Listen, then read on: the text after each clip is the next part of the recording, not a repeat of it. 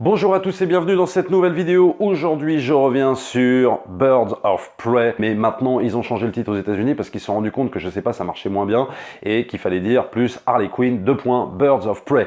Mais avant de revenir sur la critique, je voulais juste clarifier le point sur les lives. Parce que hier, j'ai posté donc une version raccourcie en fait du live qu'on a fait avec mon cousin sur les Oscars. Et pas mal de gens étaient déçus. Et à chaque fois, cette question revient sur le fait de pourquoi j'enlève des lives, pourquoi j'en laisse, etc. Donc je vais clarifier ce point-là avant d'aborder la critique. J'ai décidé maintenant, pour que ce soit beaucoup plus clair, de ne pas garder les lives. C'est-à-dire, je ferai un live et tout de suite après, je l'enlèverai. Et alors pourquoi j'ai décidé ça? Parce que au début, je disais, je vais garder certains lives, d'autres que je vais enlever. Je ne sais pas au bout de combien de jours je les enlèverai, mais qu'est-ce que ça veut dire combien de jours? Est-ce que ça veut dire une journée, 2 jours, 3 jours, je sais pas moi, une semaine? Ça veut tout dire et rien dire du tout. Donc j'ai décidé que pour les lives, je ne les garderai pas, ce pour plusieurs raisons. Il y a la raison pour moi du direct. Pour moi, un live, ça se vit en direct, voilà, comme son nom l'indique. Je sais que c'est un peu dur pour certains qui ne pourraient pas assister au live, je sais, mais clairement, je préfère qu'un live se vive, voilà, en direct au moment où je le fais, parce que le fait de le garder, pour moi, ça entraîne déjà une longueur de vidéo qui pour moi ne me convient pas. Si tu veux, d'avoir une chaîne où les vidéos durent entre 10, 15, 20 minutes et puis d'un seul coup avoir une vidéo qui dure plus de 2 heures sur une thématique intéressante, hein, et ça je ne le nie pas, mais le truc c'est que pour moi il y a un manque d'homogénéité qui ne me plaît pas beaucoup. Et puis souvent dans les lives, il y a des choses qu'on va dire en live, voilà, des trucs plus ou moins intéressants, et ces choses-là restent en fait si je garde le live. Et moi je suis un peu obsessionnel sur cette question-là, c'est-à-dire qu'il y a des choses que je n'aime pas forcément garder, il y a des choses que je dis, c'est vrai, des fois ça peut m'arriver sur le moment, et des choses que je me dis, ah tiens c'est marrant ça, bof, cet argument-là assez moyen, etc. Alors il y a des trucs que des fois je vais laisser, et puis d'autres des fois que je vais enlever. Le problème du live, c'est que oui, on va dire beaucoup de choses, et puis il y a des choses, des fois on se rend compte, ah ça tu vois, c'est un peu dommage que je l'ai laissé et tout ça. Ça m'embête des fois de laisser un live histoire de le laisser, parce qu'il y a des choses des fois, même dans l'argumentaire, même dans celui que j'ai laissé, par exemple sur le Quentin Tarantino ou sur les films de ma vie, il y a peut-être des choses que, je sais pas, j'aurais peut-être envie d'enlever, peut-être d'améliorer. Donc il y a quelque chose vraiment qui me plaît pas vraiment dans le fait de laisser un live en fait, voilà. Et pourquoi aussi je les enlève maintenant systématiquement? Parce que il y en a certains du coup qui posent des commentaires et qui posent des longs commentaires le temps que le live reste, et puis après du coup il est enlevé, du coup le commentaire est enlevé et les gens sont un peu déçus, et ce que je peux comprendre. Donc du coup il y aura plus cette question qui se pose, puisque quand le live se terminera, du coup j'enlèverai le live, à moins vraiment d'exception où je pourrais les garder, comme j'ai gardé le live sur Quentin Tarantino ou sur les films de mamie, mais vraiment c'est de grosses exceptions, et je pense pas que ça se reproduise, voilà.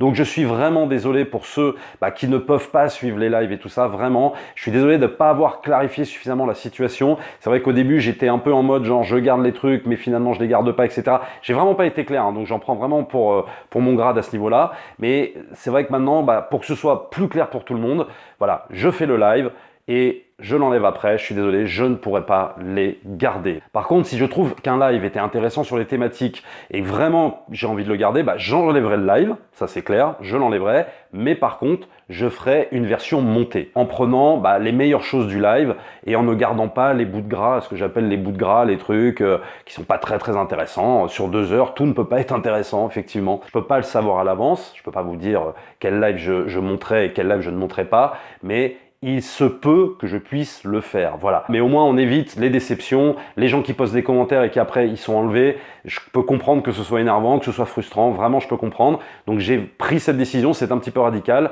mais je préfère que ce soit comme ça. Voilà, maintenant on peut en arriver à Birds of Prey, oui, le nouveau film d'ici. Alors, chaque année, chez DC, au mois de février, mois de mars, on a notre lot de films DC, fun, décomplexés. L'année dernière, on a eu Shazam, et cette année, c'est Birds of Prey. Alors, comment vous dire?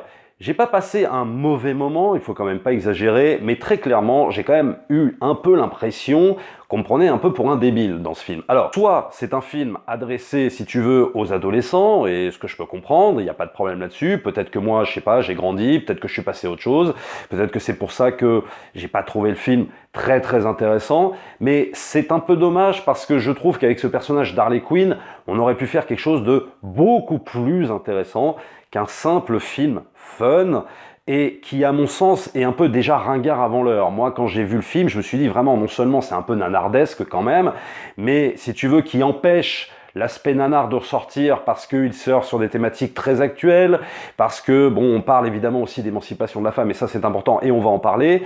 Donc ça empêche peut-être le côté un peu nanardesque de ressortir. Mais pour moi, c'est pas loin d'être un film nominé au prochain Razzie Award. Non, mais vraiment, hein, que ce soit en termes d'écriture de scénario, qui est vraiment pas très intéressant, les dialogues pour moi sont affligeants. Les acteurs non sont très bien, c'est-à-dire que quand tu vois Margot Robbie, je pense qu'elle s'éclate réellement dans son rôle, et c'est plutôt intéressant. La réal est sympa, il y a des fois, oui, elle est inventive, bien que repompée sur certains styles de films qu'on a déjà vus ailleurs, genre Deadpool, mais à la limite, c'est pas ça qui va me gêner, mais c'est vraiment, je trouve, l'ensemble du film, qui fait que pour moi, c'est un film qui ne fonctionne uniquement, en gros, sur un ride de parc d'attractions, mais uniquement sur ça, alors qu'à mon sens, il y avait matière, à mon avis, à faire beaucoup plus intéressant que ça, surtout avec un personnage qui appartient donc à l'univers d'ici, qui est relié à l'univers de Batman, mais sans forcément être dans la tonalité d'un film Batman comme ceux de Christopher Nolan, ou même dans les jeux vidéo. Il y a cette fameuse thématique qui est intéressante, hein, la thématique de l'émancipation, et c'est, je pense, autour de ça que va s'articuler le film. Seulement le problème, c'est qu'on va beaucoup plus s'intéresser aux péripéties d'Harley Quinn, en confrontation avec le méchant, qui est vraiment le méchant stéréotype très très bas de gamme, mais parce que mal écrit. Parce que le pauvre Ewan McGregor, c'est un très bon acteur, et je trouve qu'il fait ce qu'il peut avec ce qu'on lui donne à manger, mais il n'y a pas grand-chose à manger quand même. C'est un méchant vraiment pour moi, mais hyper bas de gamme, avec une histoire de diamants à récupérer et tout ça, qui est un peu con quand même, faut le dire. Et le truc, c'est qu'on n'arrive pas à sortir justement cette thématique de l'émancipation. Et pourquoi on n'arrive pas à la sortir? Tout simplement parce que le personnage d'Harley Quinn, il est traité de manière, à mon sens, totalement unilatérale, c'est-à-dire en gros, ça va être une meuf badass qui va rentrer dans les commissariats, qui va shooter tout le monde, c'est super, c'est sympa. Puis si au début elle peut être attachante, parce qu'on la sort du contexte justement du Joker, elle est attachante, oui, pendant 10-15 minutes parce qu'elle est complètement ouf, parce que elle est un peu imprévisible et c'est plutôt sympa, mais au bout d'un moment, elle est totalement en roue libre pendant 2 heures et elle devient fatigante, voire, à mon sens, exaspérante, mais vraiment. Et le problème, c'est que là où, par exemple, je trouvais que dans Suicide Squad, ils avaient vu juste par rapport au traitement d'Harley Quinn, je parle vraiment pas du film, mais je parle de son traitement à elle, qui était, à mon sens, bien plus intéressant, parce que elle avait un côté, effectivement, complètement taré, mais en même temps, hyper inquiétante. Elle vivait, si tu veux, dans l'ombre du Joker, et elle était, allez, on va dire, quasiment son faire-valoir. Et ben moi je dis que quelque part, et là ça va faire bondir bien évidemment beaucoup de gens, mais je pense que soit tu la laisses en faire-valoir du Joker, et dans ce cas-là, elle est intéressante, ou alors tu décides de la faire sortir de ce rôle de faire-valoir, mais dans ce cas-là, il faudrait lui donner une dimension un peu tragique à ce personnage, un peu dramatique. Alors je sais, c'est peut-être pas le but du film, c'est peut-être pas la ligne éditoriale qu'il voulait prendre, parce que on veut faire un peu du Marvel chez DC ces derniers temps, bon, ce que je peux comprendre, mais très franchement, moi c'est ça qui m'ennuyait. C'est ce traitement unilatéral de ce personnage qui finalement ne va pas plus loin que la matrice qu'on lui a donnée, c'est-à-dire il faut que tu sois complètement taré, il faut que tu sois complètement folle, et que finalement tu représentes l'émancipation de la femme par ce biais-là.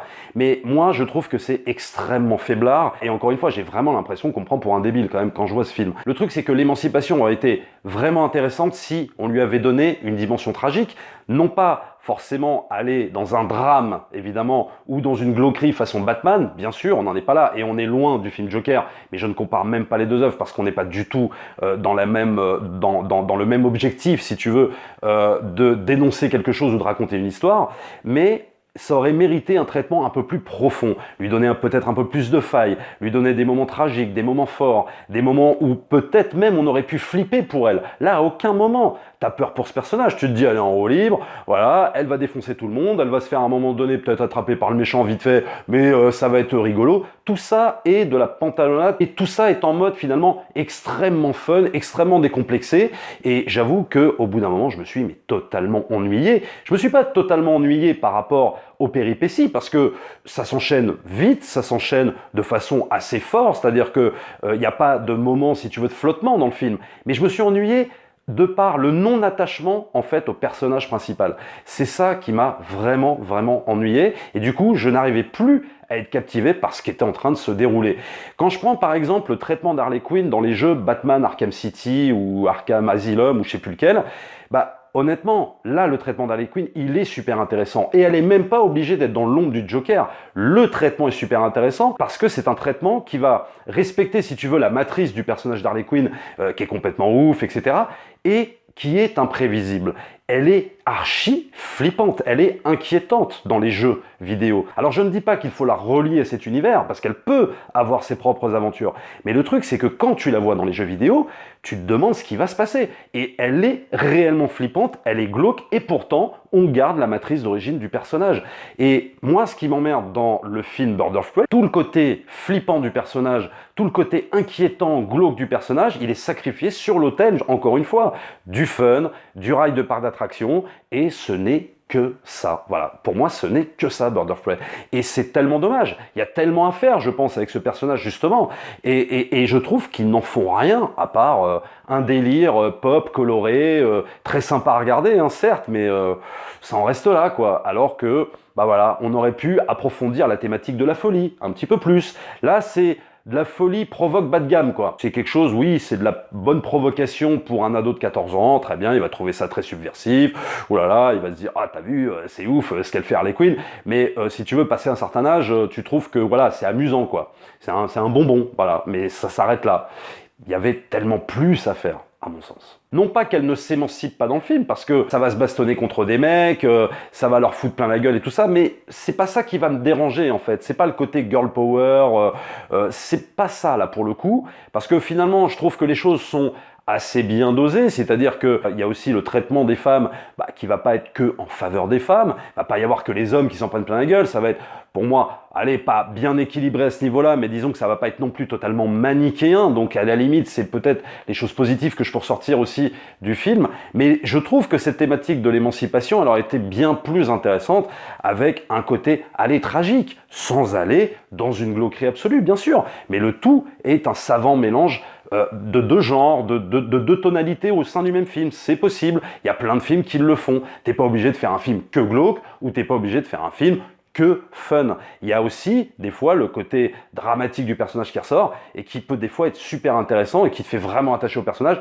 et donc du coup à ses péripéties, tout en gardant un aspect de divertissement, bien sûr, parce que c'est pas le divertissement que je remets en cause. Moi, j'adore les divertissements, j'adore les films qui sont divertissants, il n'y a aucun problème par rapport à ça, mais c'est vraiment une question, pour moi, de traitement de personnage efficace, et qui, à mon sens, aurait gagné vraiment à être beaucoup plus mature, et c'est un peu dommage, je trouve que Birds of Prey, il se loupe complètement là-dessus, quoi. Voilà tout ce que je pouvais dire sur Birds of Prey Harley Quinn. Allez, c'est pas un divertissement, c'est pas, tu vas pas au bagne quand tu vas voir ce film, mais honnêtement, quoi, bon, si tu recherches autre chose qu'un simple ride de parc d'attraction, tu vas être un peu déçu, quoi. Vraiment, voilà, je te préviens, je te le dis.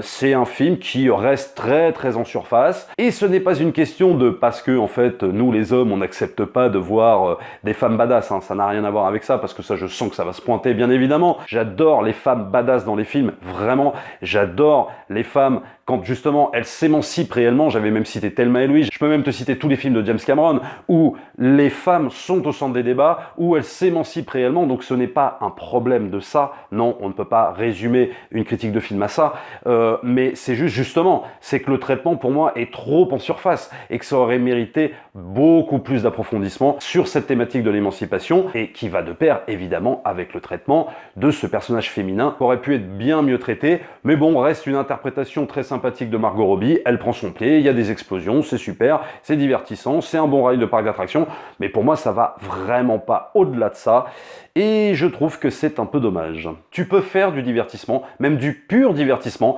mais tout en étant aussi intéressant sur le scénario, et notamment sur les personnages, l'un n'empêche pas l'autre. Abonnez-vous à la chaîne, likez, partagez, bien sûr, n'hésitez pas aussi à vous rendre sur les deux liens qui soutiennent la chaîne, le lien Tipeee, le lien Utip. Nous, on se retrouve très très vite pour une prochaine vidéo. Ciao!